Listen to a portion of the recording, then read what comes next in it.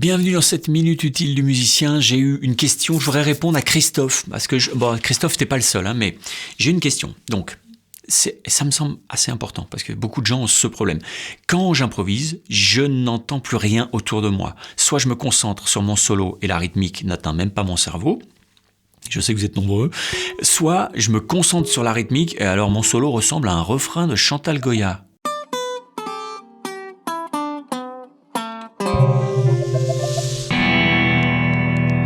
Je vois tout à fait ce que tu veux dire. C'est qu'en fait, quand tu es en train de jouer, et puis c'est parti. Ça peut avoir deux conséquences. C'est soit que tu te mets à plus jouer en rythme, parce que du coup, tu es dans ton truc. Ça, c'est quand même vraiment grave. C'est grave ce qui t'arrive. C'est quand même important de le traiter. C'est pas parce que tu es dans ton truc que tu dois plus être en rythme et jouer avec les autres. Sinon, toi, tu vas te trouver chiant, mais les autres aussi vont te trouver chiant. Et puis le deuxième truc, c'est que tu dois être capable aussi de répondre aux sollicitations des gens. Une rythmique, c'est pas des gens qui font juste une rythmique pour te servir de backing track. C'est des gens qui te proposent des trucs, qui mettent des accents.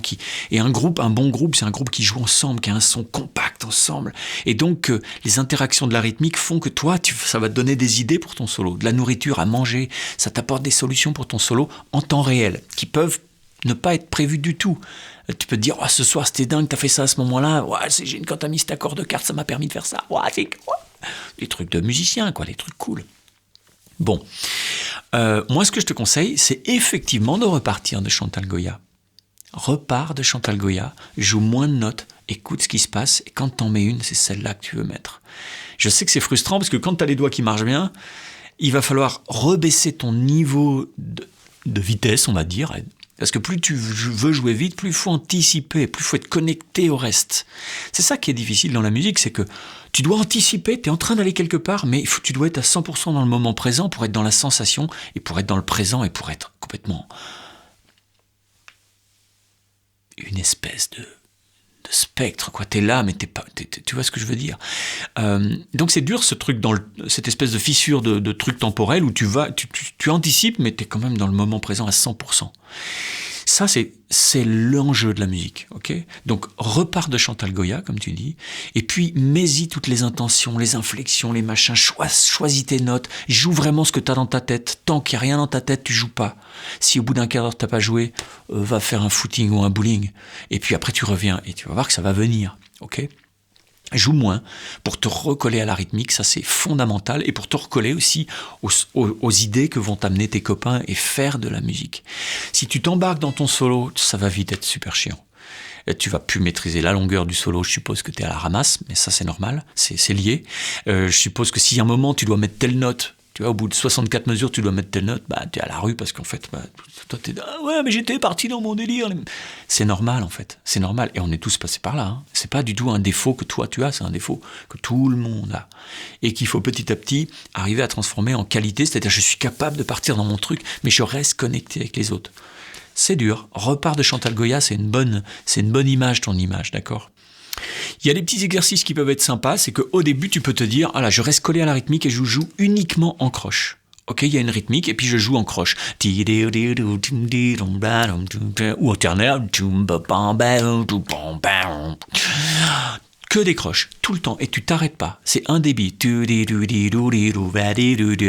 bavard, mais tu t'en fous, c'est un exercice. Puis tu joues avec les autres et tu écoutes les autres, le rythme, et t'es collé avec eux. Et tu laisses jouer, tu joues. Okay. Puis après, tu vas pouvoir faire un deuxième cas où tu rends plus musical ça en faisant pas toutes les croches. Donc ça veut dire que tu vas faire tu te recolles.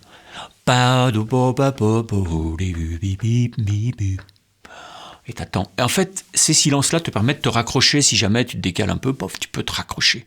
Mets des silences et fais des phrases. Quand tu parles, tu fais des silences. Et puis après, tu fais un bout de phrase. Et puis après, tu écoutes quelqu'un qui te raconte un truc, puis après, tu réponds à ce quelqu'un, mais tu n'es pas tout le temps en train de parler comme moi dans une vidéo, parce qu'il faut expliquer un truc.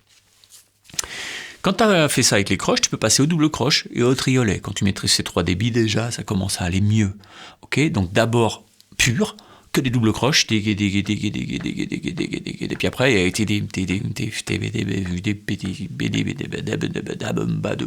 tu en enlèves et tu en joues. Voilà. Mais c'est le seul moyen pour te recoller à ça. Repars de Chantal Goya et mets-lui des doubles croches dans la tronche. Voilà, et des croches. Bon, j'espère que ça t'aura aidé et que ça aura aidé du monde. Voilà, c'est un défaut complètement normal, donc pas de panique. Mais faut accepter de repartir un petit peu en se reconnectant à la musique. La musique. Formez-vous, hein, et puis amusez-vous, parce que c'est le plus important. Allez, bye bye. Ciao.